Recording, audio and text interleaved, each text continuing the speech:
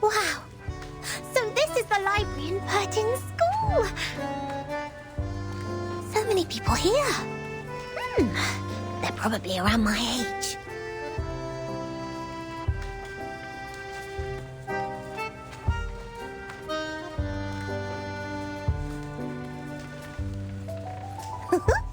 We've also got this many shelves in the library of Sotheby's Manor. Are there any alchemy workshops and potion warehouses here, like in our manor?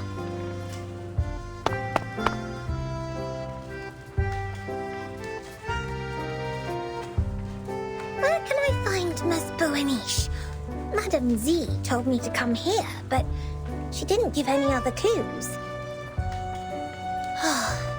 The people here really need Mr. Teaketler, who is always nice and warm to the guests.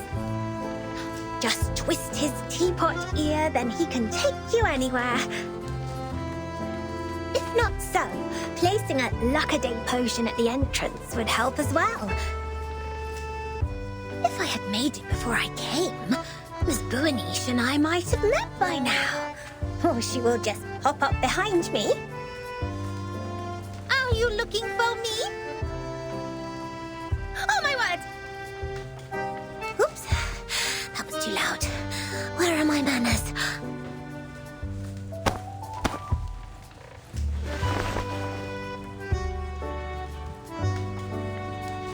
Oh, nice to meet you. Are you Miss Buaniche?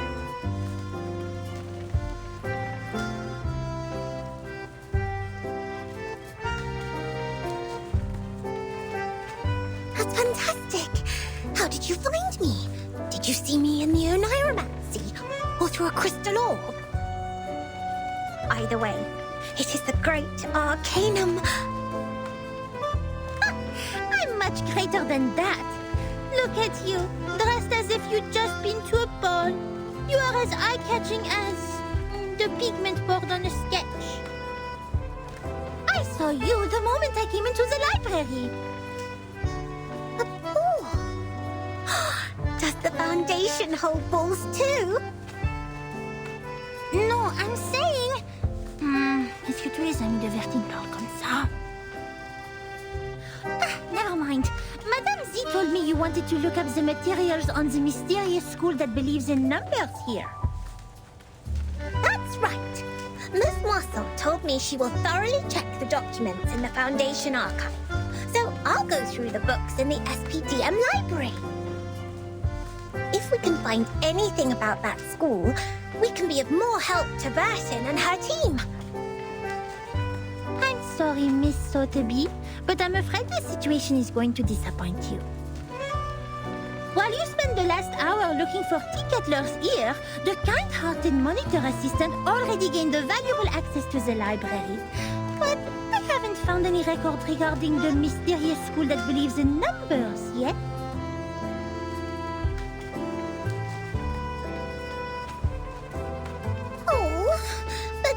But Miss Moisson said there are so many books here that they can cover the entire back of a Stronsay beast. That's a bit exaggerated, but she's right. Nevertheless, the librarian was transferred to a more important position years ago due to the storm. Many old books are not yet sorted. Some even went missing in the chaos. The only relevant materials I could find are the stories of Pythagoras and some books on mathematical theorems. But I don't think they have anything to do with Vertin's issue.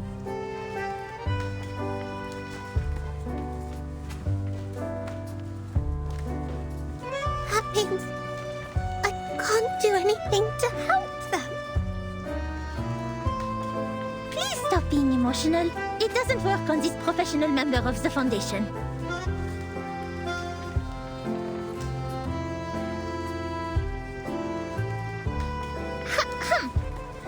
Without field investigation permission, I can't take you out to collect information. But in fact, there is still another reference room only known to the most outstanding monitor assistant. Hooray!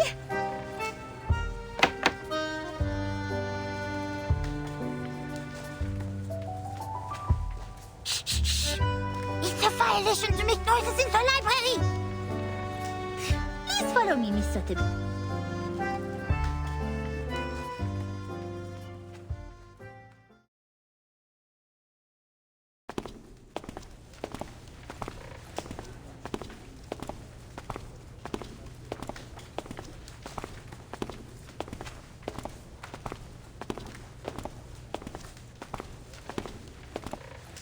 Thank you so much, Miss Buanish.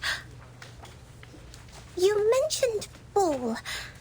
I haven't heard that word for a very long time. I remember what Mr. Carson, my butler, had taught me.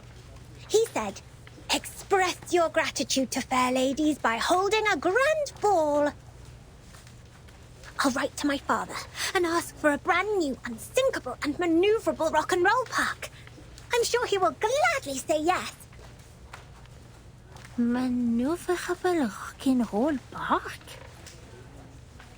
Yes. We can hold a twist ball on it when Burton and her team are back. Please allow me to say no. The monitor assistant of SPDM will never participate in such an inelegant activity. Wait, did you just say Burton and her team? We can talk about the ball later. The kind-hearted Matilda Buanish will try her best to help you with the task. But, of course, it's only out of her sense of responsibility, not for some personal reasons.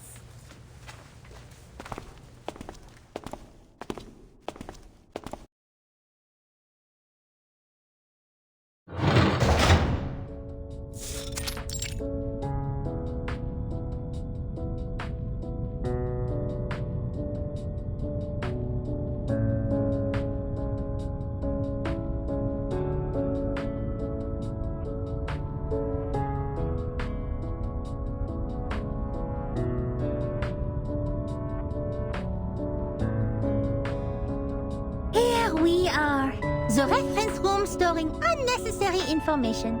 It's a place ignored by most staff. Even so, this careful, reliable monitor assistant will not let go of any details.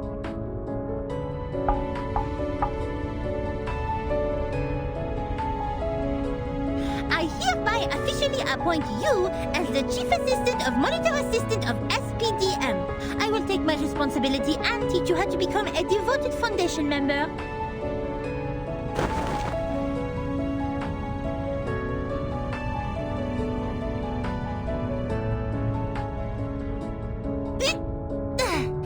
Here is your first task.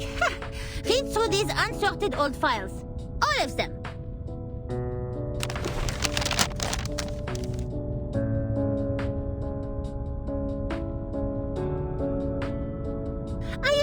All the archived ones. These are the last parts. Most of them are discarded administrative documents, low-priority materials, and substandard reports written by rookie investigators. By the way, you should know I didn't sort any of them out for you, and they don't necessarily have what you want. It's all right. Leave them to me. I love reading. You'd better do. Here's the key. Keep it safe. You can sit on the cushions there when you sort out the files. I don't want your dress to stain the stone bench. I'll go see if I missed any files. Listen, this monitor assistant will test you on your familiarity with these files when she's back.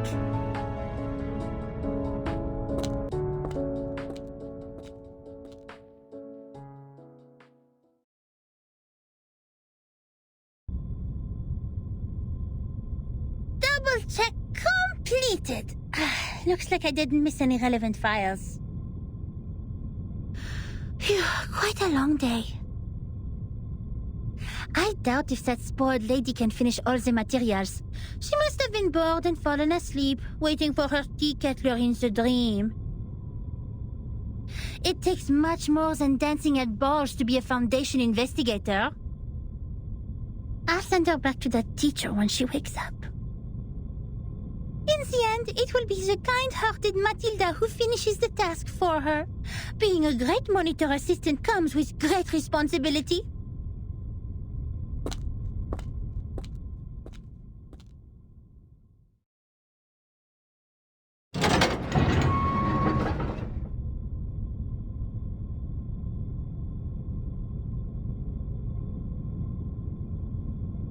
Oh! Miss Boenish!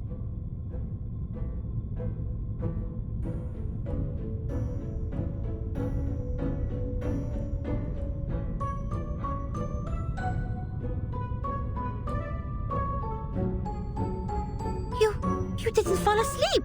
Did you sort out these files? Yes. And I love these books in uncommon shapes. There are so many wonderful stories. I often read books with Sasana when Father wasn't at home. We read and read until the red bomb waves woke up the sun. Moreover, these files are much easier than Miss Moisson's reading task. Here, the gentleman from River Conway tamed a whole group of Avanks. How marvelous is that? Oh, okay. Looks like you meet the basic requirements for being a rookie investigator. Tu es plus ou moins qualifié pour être mon assistante en chef.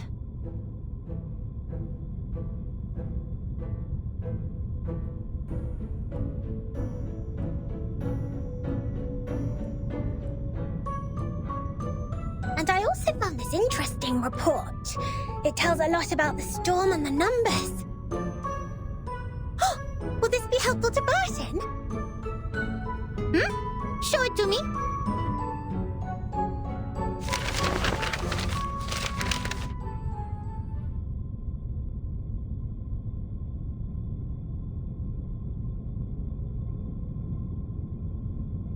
I have to say, it is undoubtedly a violation to submit such a report, but it will be a travesty of the truth and human sense if I cover it up. Peace, sense, justice. They have always been the creeds in my heart, and are now the reason why I've decided to write down the whole thing. A long time has passed since the first attack of the most severe crisis in our time, but we are still wondering, what on earth does it mean? That was the eve of the millennium, of which no one had any memories, illogically. The next day, time was already reversed to 1996, the moment we opened our eyes. We walked out of the building made of grey and white marble as usual, hardly aware that the sun we bathed in was from another time. Our survival was unexpected and almost unbelievable in such a calamity which swept the globe. Why did the headquarters of the Foundation survive the reverse? Why couldn't we find our younger selves in the outside world? Did any other region survive it as we did? What was the cause behind this calamity? I didn't know, nor did anyone else. Things remained unclear until time was reversed again. This time, we all witnessed that rain in the 80s.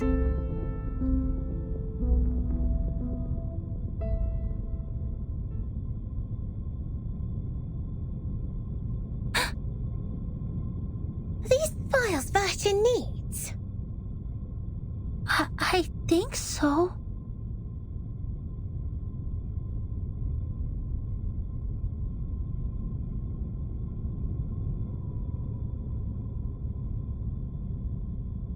It's a report written by someone who witnessed the storm.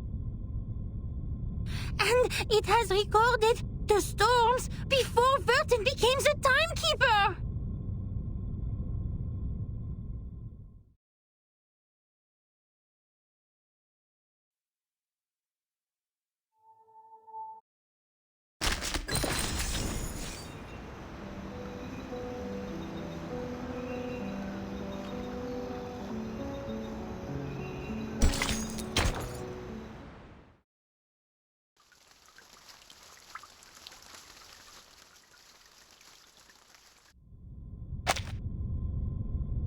before she became the timekeeper?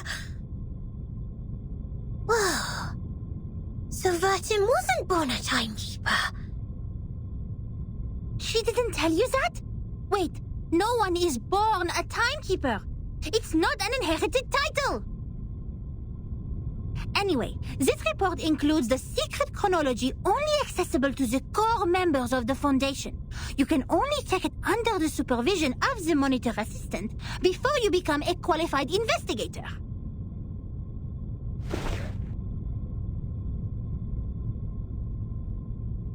No matter what the reason is, it shouldn't have been shoved in this dusty room like rubbish. To evaluate its authenticity and risk, the genius Mathilda Boiniche will fulfill her duty as the monitor assistant and carry out a thorough inspection of this report.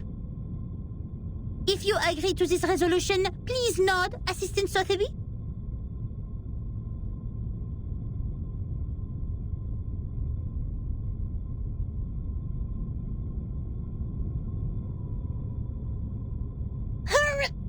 Yes.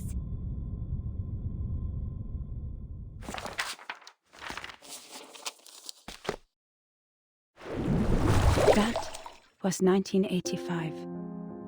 A gloomy, miserable night compared to that peaceful morning in 1996, when we were only bothered by confusion. We didn't expect time to be reversed again, nor did we understand the consequence. Even now, I still remember Paulina's desperate cry. One of her hens was already inside the safe area when she fell at the entrance to the headquarters, and that was the only part of her left to us the next second.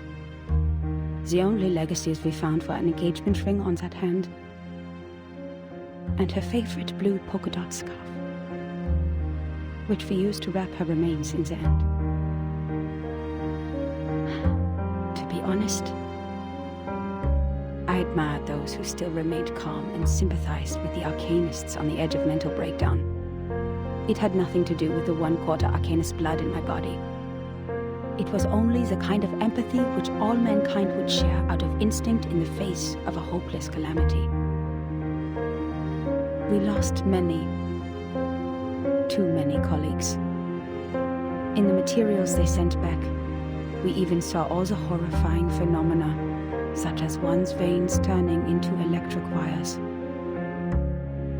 Since then, the storm, a word simply taken from visual observation, has been used to refer to the calamity.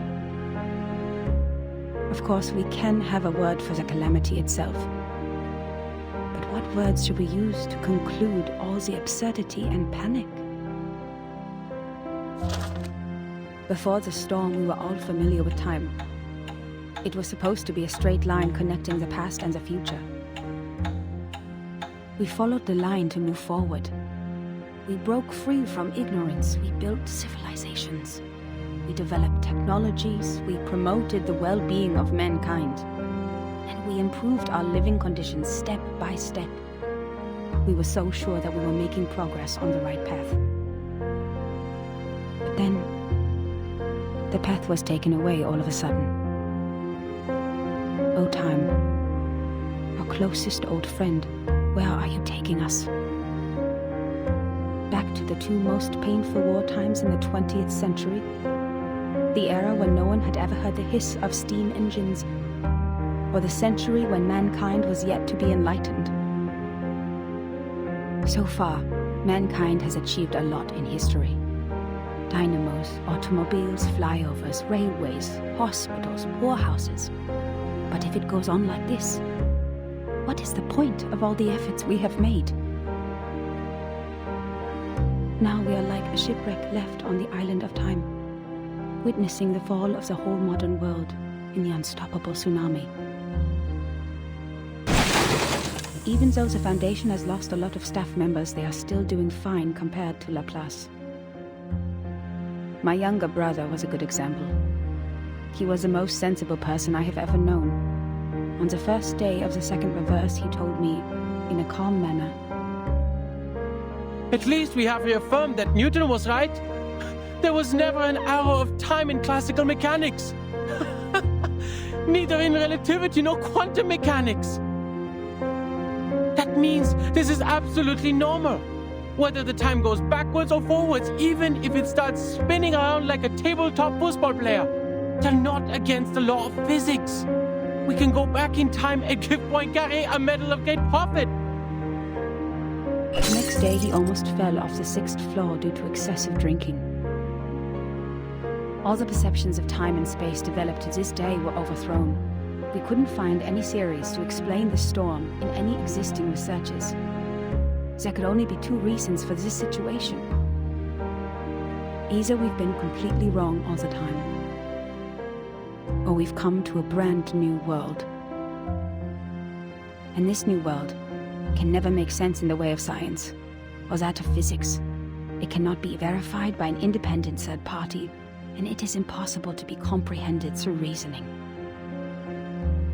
Is it true that we have been going the wrong way? Is it true that those once proven wrong by history, those arcanists who claim to possess gnosis, are actually on the right path? In fact, the one who put an end to the chaos was indeed not a human. This thing, I had no idea what it was. It claimed to be a machine which never stops working. It laughed at the limitations of our brains and the metaphysical mistakes we make ceaselessly. But it did solve the most urgent issue. A system was built to tackle storm-relevant emergencies after it took charge of Laplace. The first measure it adopted was contacting all the existing branches of the foundations at the time to confirm the scale of available manpower. Then it built observation stations all over the globe to find if there were any other regions immune to the storm. After that, numerous offices responsible for deducing the cause of the storm were established. Even though there were countless disagreements during the research, at least we had taken the first step. I handed in the application to take part in this mission, determined to get rid of the fog in my mind. In 1986, I was assigned to the office in Egypt. All my friends came to the dock to see me off, because we knew it could be the final goodbye. Even though we were equipped with the emergency communication devices issued by Laplace, we were still not clear when the storm would assault us, or where we could hide nearby. What really scared me was not the threat to my life, but the possibility of dying ignorant. Then I boarded the ship to Alexandria from Athens. And that was when I met her. Now when I recall it, it was almost impossible to ignore that group of arcanists on the ship. There were about a dozen of them, all in eccentric stitched robes. They were followers of a strange school which mixes arcanum and mathematics. I talked to them. No matter how much that conversation bewilders me now, I was more excited than confused at the time. They also survived the storm in 1996, and they noticed the unusual changes taking place in the world as well. That means I actually met another group of survivors from the Millennium.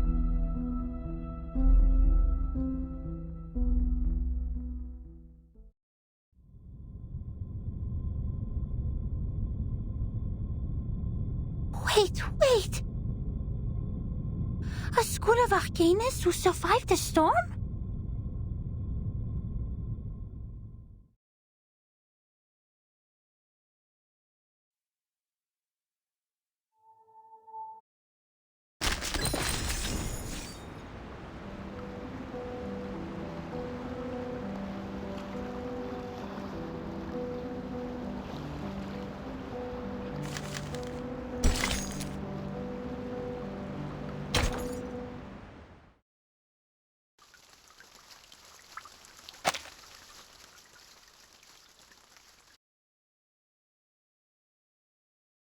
A mixture of arcanum and mathematics.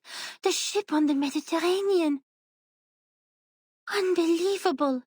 Our investigator actually met this group of arcanists who believed in numbers, and even left such a precious record down on paper. Does it mean we are close to being helpful to Version?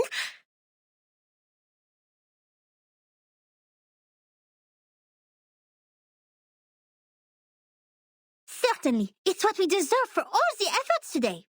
But why did they leave such an important report in the reference room storing unnecessary information? Did they misput it here after the chaos of the storm?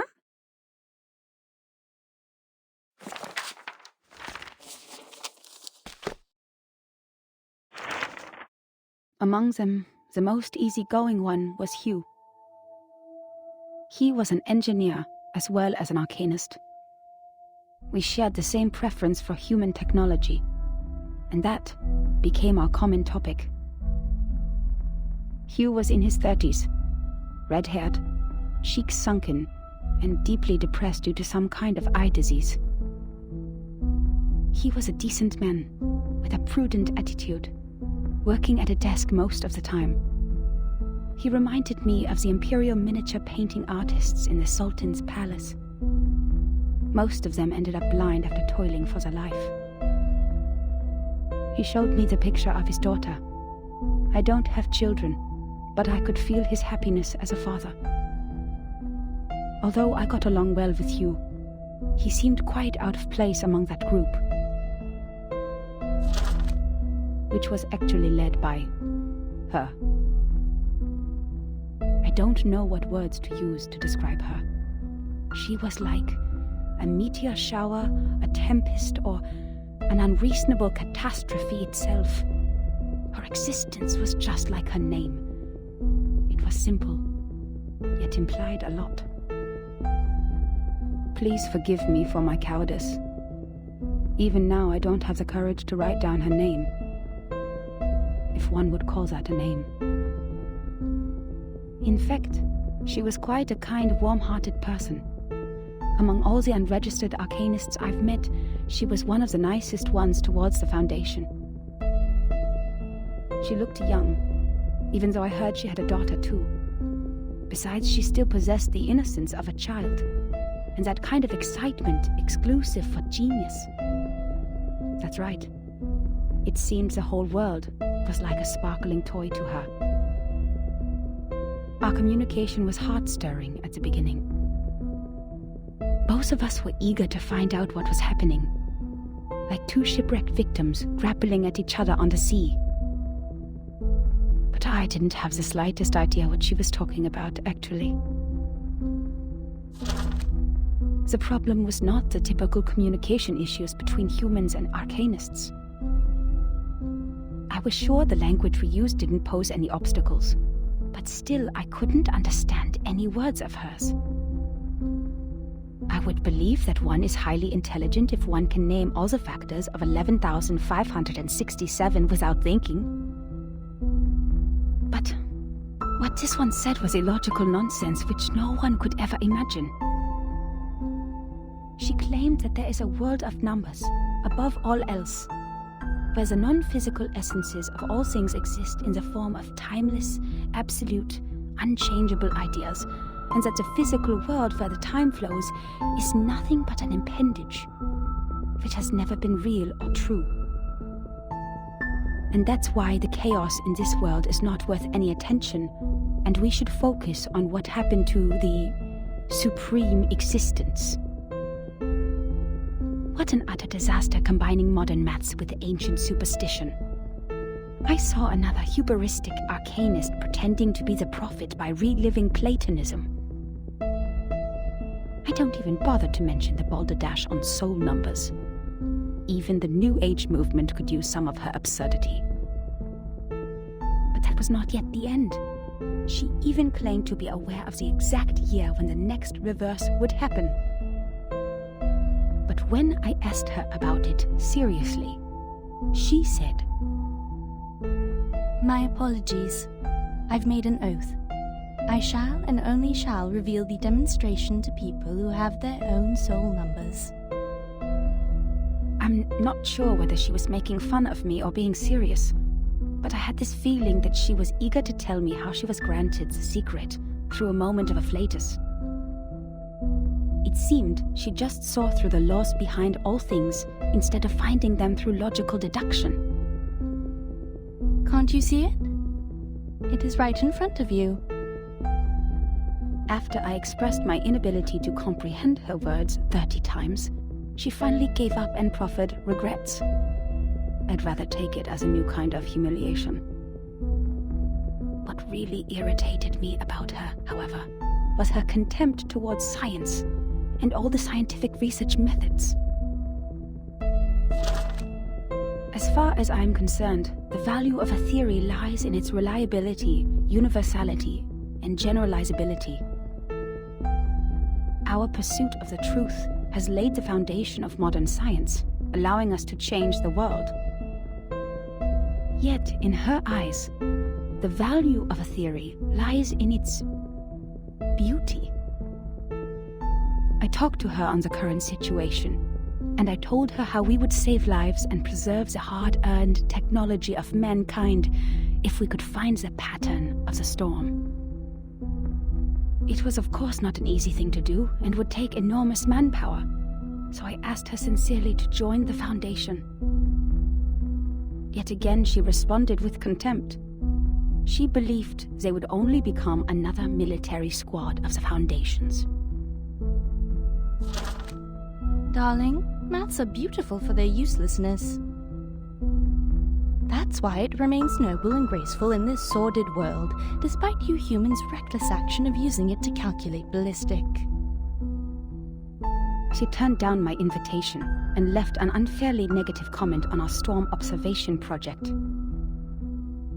The observation stations you built are destined to be toppled because their basis is the fragile world that follows the laws of physics. The efforts you've made are like nails on a sand beach, which will only be carried away by the next tidal wave. But I said, perhaps our efforts are in vain, but someone has to do it.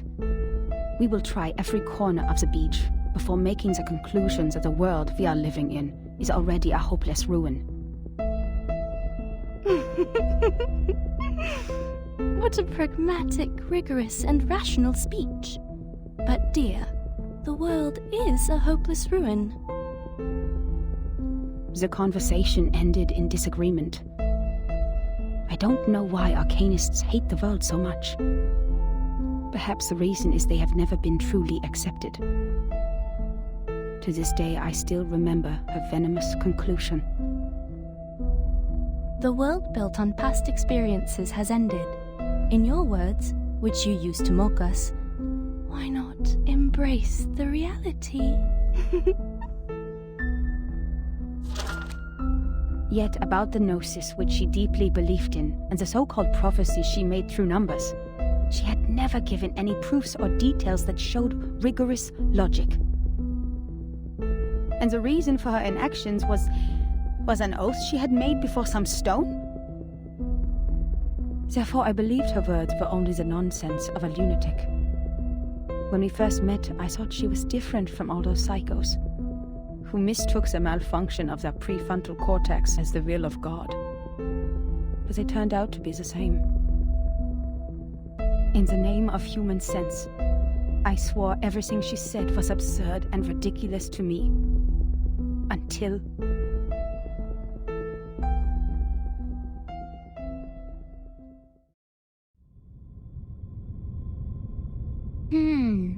Madame Z said the arcanists on that island are all named after numbers, because they have a strong belief that numbers are the essence of their souls.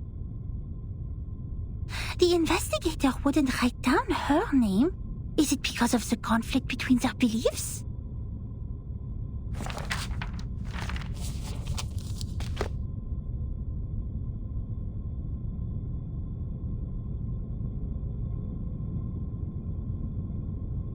Huh? That's all?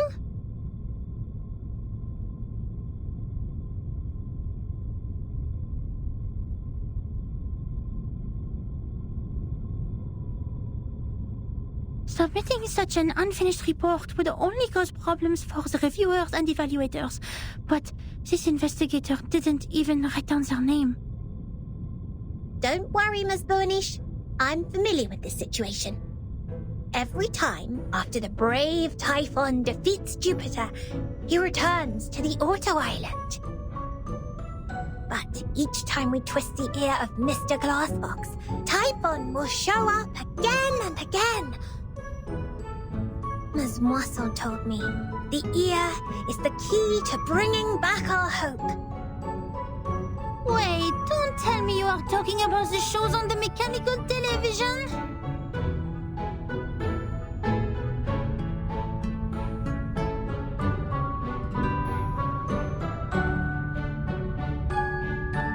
Stop, Miss Sotheby. Please, take a seat on the cushion and listen to me carefully. This is a detailed report written by a formal investigator of the Foundations, not some TV show full of cliffhangers. That means we will definitely find the rest somewhere. Oh, I see. Must be a Coco-Treant who took away the other part of the book. Usually, they will be attracted by Luna Fixer, and by following their traces, we'll find their lairs in the stable. You mean someone took it away? That's highly possible. Data loss is not allowed in the Foundation, especially under the Monitor Assistance Management. We must prepare Luna Fixer. Don't forget their favorite jigging magical beans. I don't have those materials with me right now, but I can write to them. It only takes a month.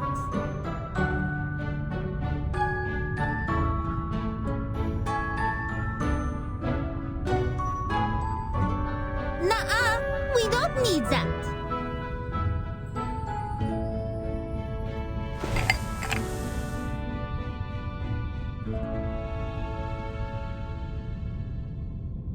You've perfectly accomplished the task from me when you found this valuable report. Well done, Assistant Sotheby.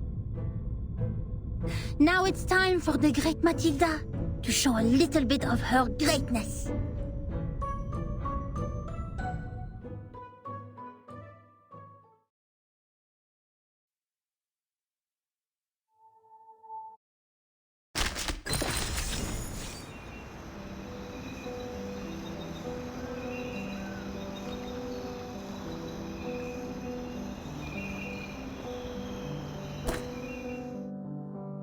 Next, I'll sing a song here. My dear friends,